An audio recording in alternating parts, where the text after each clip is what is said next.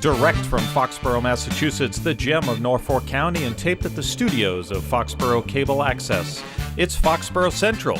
And here's your host, Bob Hickey. And thank you so much for joining us. I am Bob Hickey. I am your host, and thank you for taking the time to join us here on Foxborough Central as we talk about the people, events, and organizations that make Foxborough truly the gem of Norfolk County. So glad you're joining us today because I have had the pleasure of meeting a very interesting person, and I'm going to do my best. Donna Restigian Mack. How you doing? So nice to Did I meet get you, that right? Bob. Yes, you did. All right, Beautiful Donna. pronunciation, But I'm too. going to go with Donna Mack. Donna Mack is fine, yes. Before we get started, Restigian. Restigian, yes. Armenian? Of Armenian heritage. I only know that because she told me ahead of time. I'm not that smart. And trust I'm me. only half. Excellent. Right. Well, it's great to have you here. Thank and, you. I'll go with Donna Mack if that's all right. Absolutely. All right, Donna. So we are here to talk about so many interesting things. You seem like a fascinating person. We'll start at the top. You brought in props, and I love props. You know me, I love props. So we have a book called A Guide to a Richer Life, Know Your Worth, Find Your Voice, and Speak Your Mind. So let's start here. Donna is the author of Guide to Richer Life. And is this available on Amazon? Is this for sale? It certainly is. Okay. Yes. So folks can go to Amazon.com and find this. And we're going to get to all your contact information, but let's just start off at the top. What's this book about, and how did you get to the point of writing it? Well, it was a long time coming, that's for sure. I think the best place to start is with the title, A Richer Life, Guide to a Richer Life. Because what does a richer life include? Does it include money? You bet it does. Sure. Of course it does. And do you need your voice, right? Do you need to be able to communicate in order to acquire money? Of course you do. But a richer life also includes two other things. A richer life includes our healthy relationships. And a richer life includes the healthy ability to speak and communicate. So I named it Guide to a Richer Life because you can have all the money in the world, but if your relationships aren't intact, aren't healthy, right? If you have one that's really, really strained, that can certainly hinder your life. And if you don't have the healthy ability to speak and communicate, your life doesn't feel very rich after all. Interesting. Wow, so we have more than a half hour's worth of stuff to talk about. So Sure. let's just start. And you seem like a very nice, poised, confident speaker. Is this natural to you, or did you have to go through some things to get to this point? I always like talking to people about how the path they came to here. So. Yeah, it looks good, doesn't it? It looks great. Right? But We look confident, but at the end of the day, full disclosure, even somebody who teaches communication skills, even somebody who coaches people on certainly confidence building skills, communication skills, presentation skills, we all struggle with our confidence from time to time. So what's the best way to become more confident? It's really doing scary things. And what is one of the most scary things for just about everybody on earth? public speaking. Public speaking. Of course. Right. And it's not only public speaking like at a podium with a microphone. Do people also have the fear of speaking when they walk into the boss's office, or sometimes are the boss and have to turn around and provide challenging feedback to an employee or That's to one a of the toughest peer? things. It sure is. It sure is. Because it's so easy to give positive news, but sometimes the negative or the critique is even more powerful because none of us grow if we're all told we're wonderful. Sometimes you have to hear some negative in order to make it a better story. And I'm not going to assume anything, but I'm going to ask the question, are you suggesting that this book might give some insight, give some tips? Yes, Fantastic. absolutely. And I remind people that it helps them on a professional level by all means, and it also helps them personally. It's so funny, Bob, because I go into companies all the time helping people with their presentation skills, with their interpersonal communication skills, certainly managerial skills and things like that. And no doubt, whenever I start the process of training and teaching the workforce, you see people's eyes light up. And I see it right away. And they're saying to themselves, wow, I am absolutely going to be supported professionally, but this is going to help me at home as well. Right? Yes, yeah. Well, and the skills you learn at work do carry over if they are worthwhile skills. So Right. public speaking, of course, covers social situations, parties. You go to the beach, and anywhere you go, you have the opportunity to make a first impression. And that's probably one of the scariest things is, wow, I hope I come across confident, or at least I hope I don't make a fool of myself or stick my foot in my mouth. And often we do. I tend to do it a little more often than most, but at the same time, you've worked through it, and you can't laugh about it, so you just kind of work through it. So this is an interesting book. I can't wait to read it. And then the piece that I suppose is on everybody's mind is, are there just definite things you should do or shouldn't do in here, or is it more of a self-evaluation, understanding type of Well, book? I do take people through the book step by step. But from time to time, you do need to go back and freshen up on skills like listening, like body language, eye contact, and various things. In fact, this is not only a book, but it's a workbook. And where I envision this book is in everybody's backpack or everybody's briefcase, right? Nice. So they're learning these skills, but then we get tired, we get distracted, we get stressed. So you're able to go back. And in fact, I ask a lot of questions throughout the book like, well, now that you know the new skills, now that you have these new abilities, how has your life changed 3 months from now, 6 months from now, a year from now? Because as we know, these skills, they're not easy to acquire, and they take practice. Because you can't expect to learn these skills and then automatically get it. Because what if all of a sudden, okay, it's very easy to communicate with you, for instance. What if you were to go away and somebody else comes and sits down? Well, I think you'd have a great conversation. Totally different, but they're a totally different person. But that's an excellent point in that any skill is, not just God-given. I woke up this morning and was able to sing an operetta. It requires practice and speaking, public speaking, conversing, any of these types of interactions, it is a skill. Baseball players have to practice their swing. Why not look at this as something where we have to learn and skill, and we can always get better. Right. I'm certainly not the interviewer today that I was when I first started, and hopefully, knock on wood, I'll be a better interviewer tomorrow than I am today. So. And I'll be a better teacher tomorrow than I am today. We're always learning, aren't we? Yes, absolutely. Excellent. So you teach. Let's talk about what do you do in the real world after the book. This book was written in 2016? 2016. Fantastic. Yes. And positive experience? Oh, wonderful. Yeah. Absolutely wonderful. Writing a book is a game changer. It does help people really understand who you are, where you're coming from.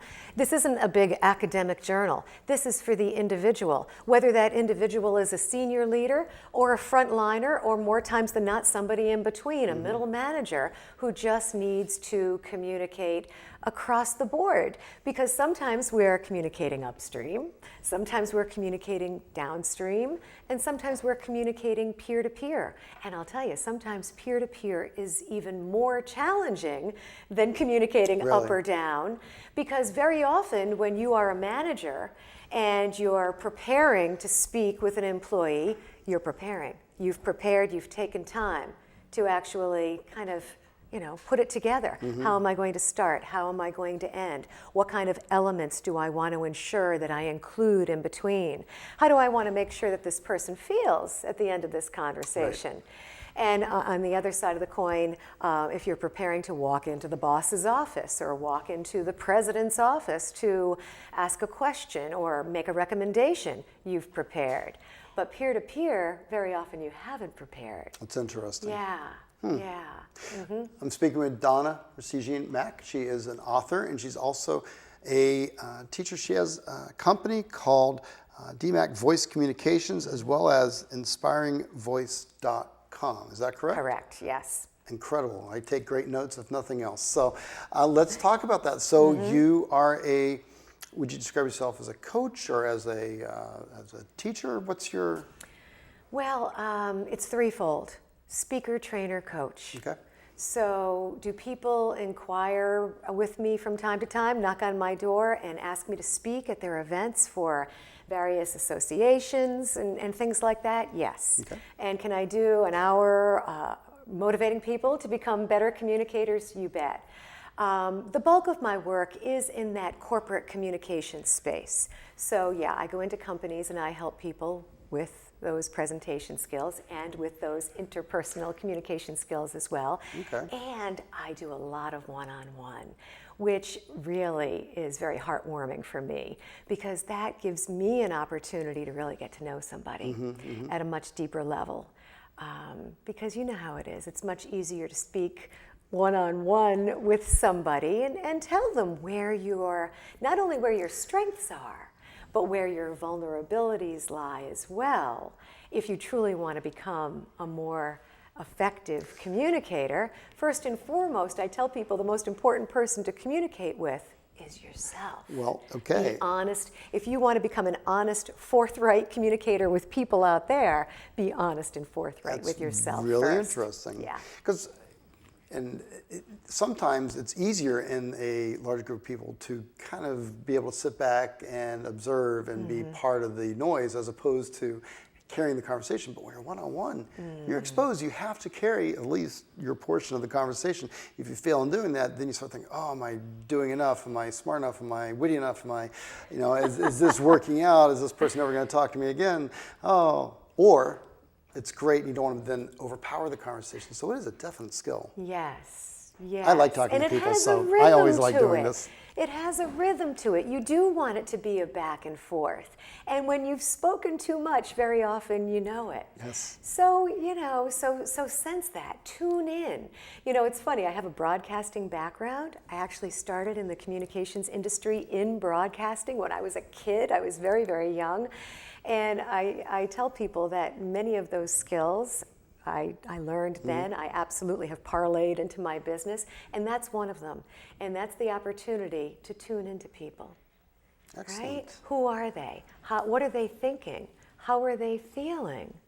Am I talking too much? Is it time to stop, to listen, or perhaps to pose another question to make sure that it is a back and forth exchange? And one of the things I think we all perhaps struggle with is the comfortable silence, is making it's okay to not fill all the space. Sometimes it's okay to take a breath and reset. Right. Silence is golden. It is. It truly is. And silence is also a sign of confidence.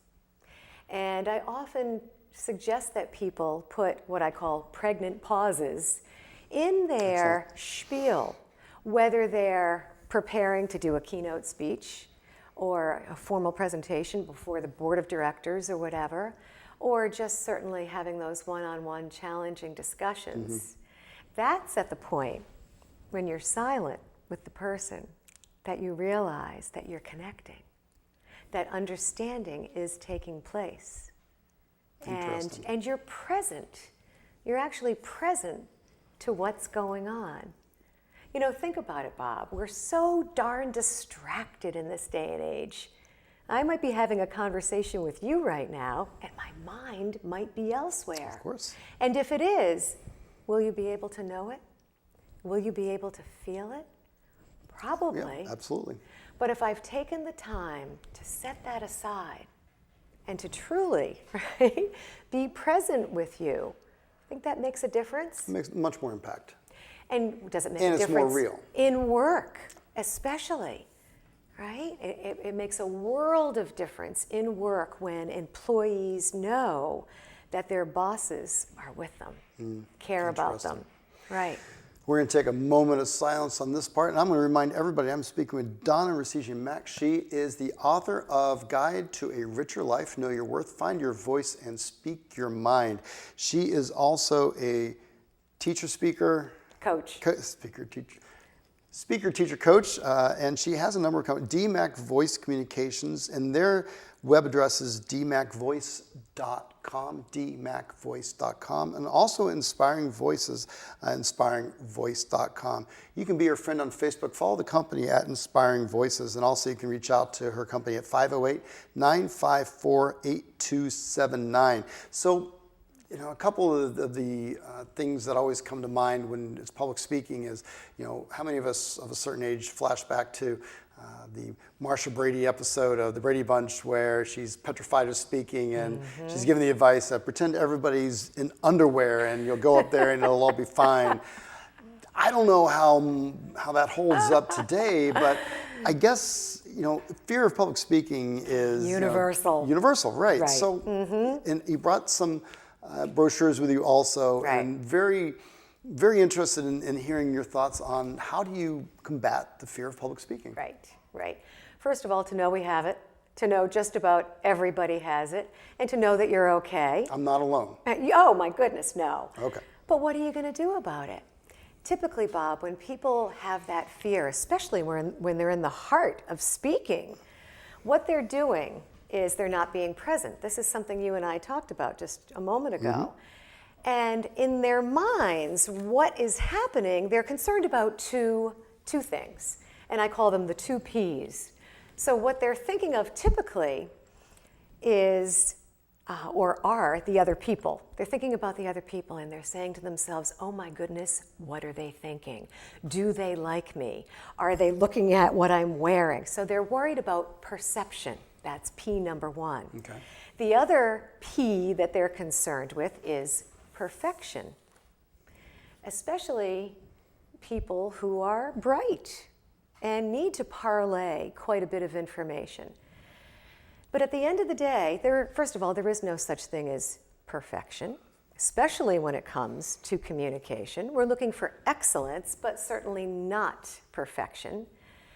So what I recommend that people do is to replace those P's, perfection and the concern over perception, with two other P's. All right. And those two other P's are preparation, right? So if you've prepared, you've practiced, you've rehearsed, you've already put yourself into the situation. And the second P is presence, right? To actually be with your audience. Again, to tune in, to be present. So you're not only speaking about what you're speaking about, but you're also watching and listening, ensuring that understanding is taking place, and not afraid to ask a question like, are we good? Are we getting this? Is this all making sense to you?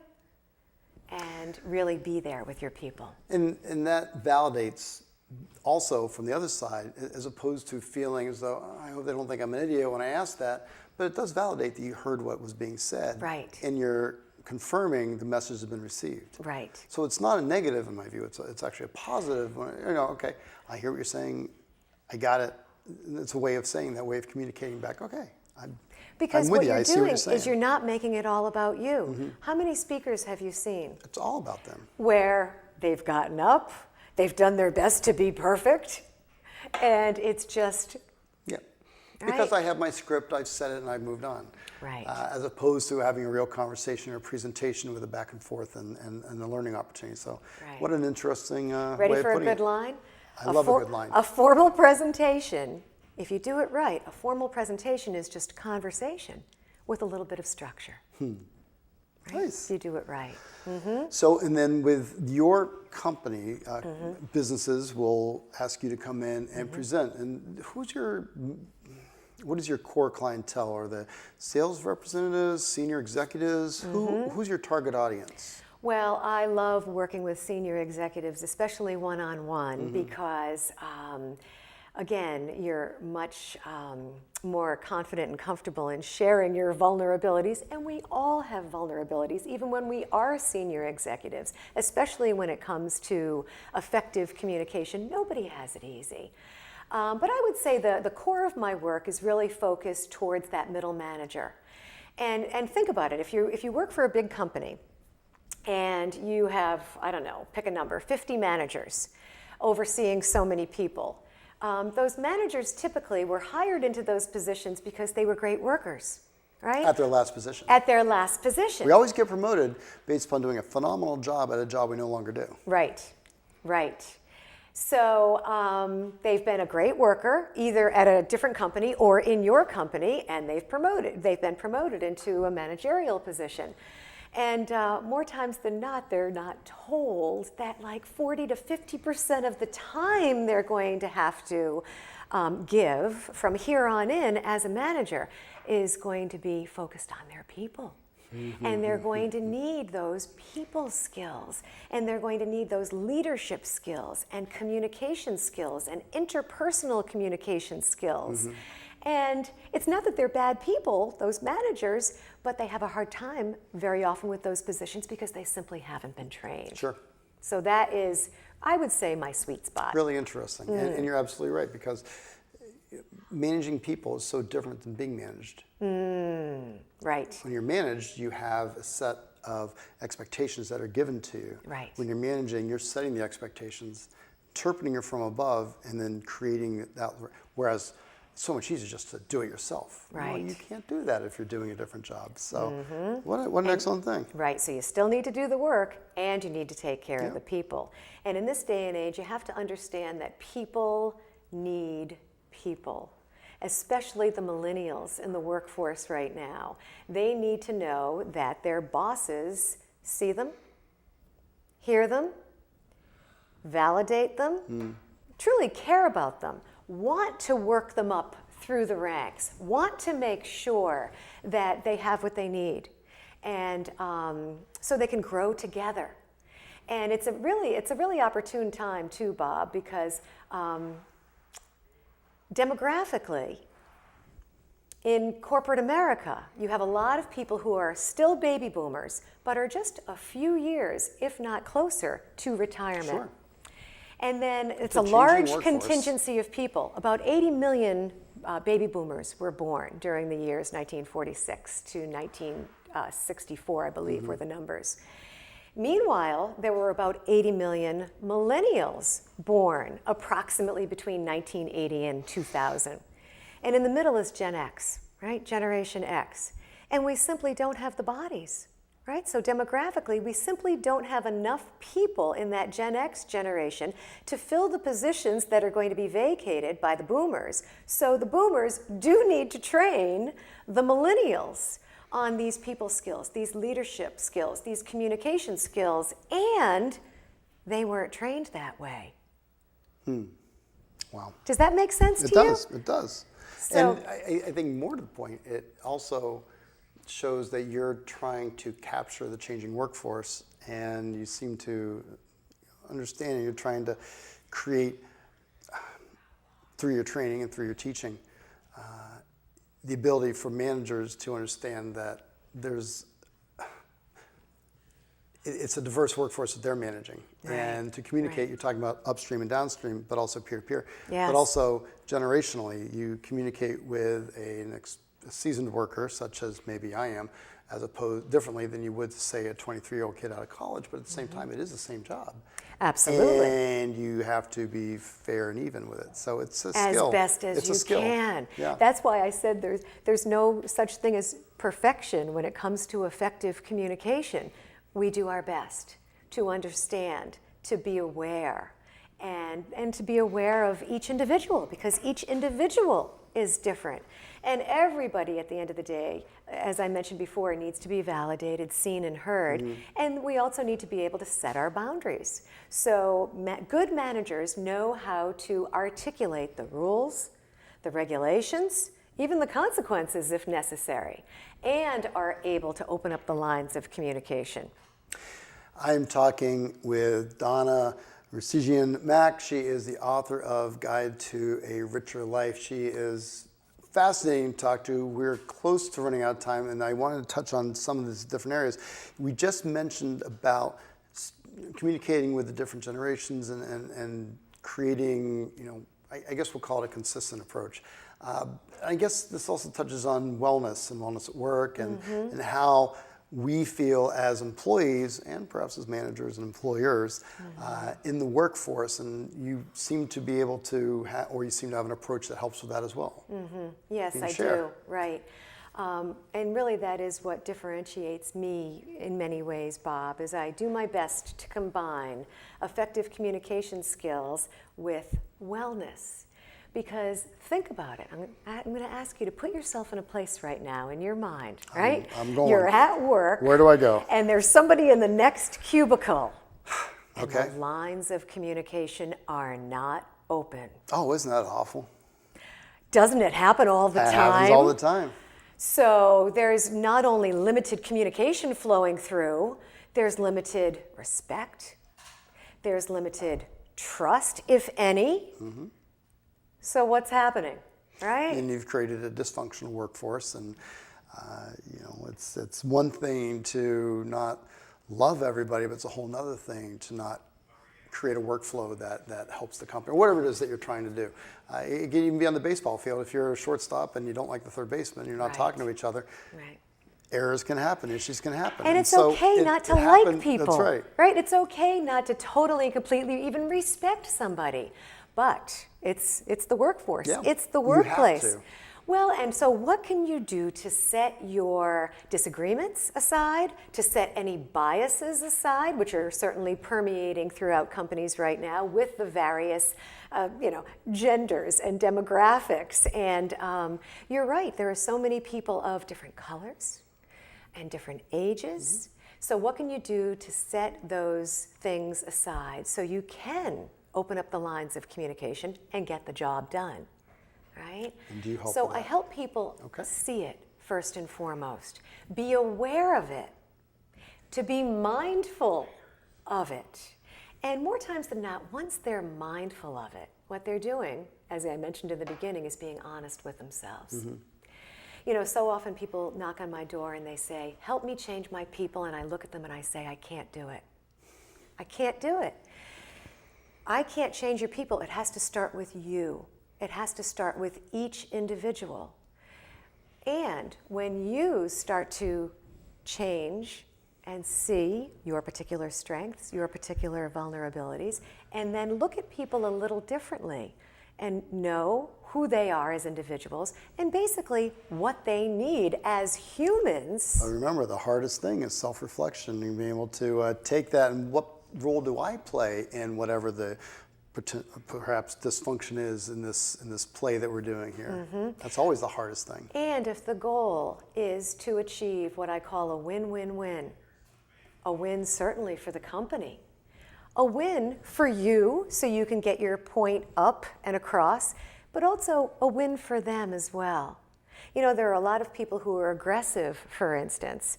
That really is like the old-fashioned way of leading people and managing people. My way or the highway. The madman way is a little bit outdated these days. Exactly. But if you're able to, again, articulate the rules, the regulations, the boundaries, the consequences, and also do your best to understand that you don't want to hurt anybody in the process, that you do want to move things along. You want to encourage people and empower people. And really, truly, the best way to build a workforce of great, effective, mindful communicators is to be the best, right? The greatest, most effective, mindful communicator you can be. I was going to say the best that we can be. Right. We are so out of time. I want to thank you. You're going to get the last word, but before we get to that, of course, I'm speaking with Donna Resigian-Mack. She is the author of Guide to a Richer Life, Know Your Worth, Find Your Voice, Speak Your Mind. She is a speaker, a teacher, and a coach. I knew I would get it. You can reach out to her. Follow her on Facebook at Inspiring Voice. It's her company. It's inspiringvoice.com. You can also find her at dmacvoice.com. She's very dynamic, truly a wonderful person to talk to, and I'm sure that if you have a company or you're looking to do some workforce development, she would be a phenomenal resource. Donna, thank you so much for coming in and talking to us and sharing your story and what you do. The floor is yours. The floor is mine. It's all yours. I get the last word. You do. Well, thank you first and foremost, Bob. I really, really appreciate it. And there aren't a lot of places and spaces that allow you to talk about who you are, how you go in, and how you help companies and individuals. So I really, really appreciate having the floor and having this opportunity and appreciate you having me today. Well, thank you. Donna Mack, thank you so much for being our guest here in Foxborough Central. All the best to you, and I'm sure we'll be reading more down the road. I'm looking forward to reading that, and I'm looking forward to having you come back and join us again here on Foxborough Central. If you missed any of the information here, any of the contact information for Donna, including her phone number, 508-954-8279, you can just check this out again on our YouTube channel or at www.fcatv.org. That's the place to go for all the best community programming here in Foxborough. Until next time, folks, I'm Bob Hickey, and I also want to thank our newest volunteers, Eric Libelins and Maria Libelins. They are our camera operators, as well as Alex Perry and Paul Beck behind the glass. Lauren Batar is our programmer. Michael Weber leads our merry troop, and I'm Bob Hickey. Hope you have a great day.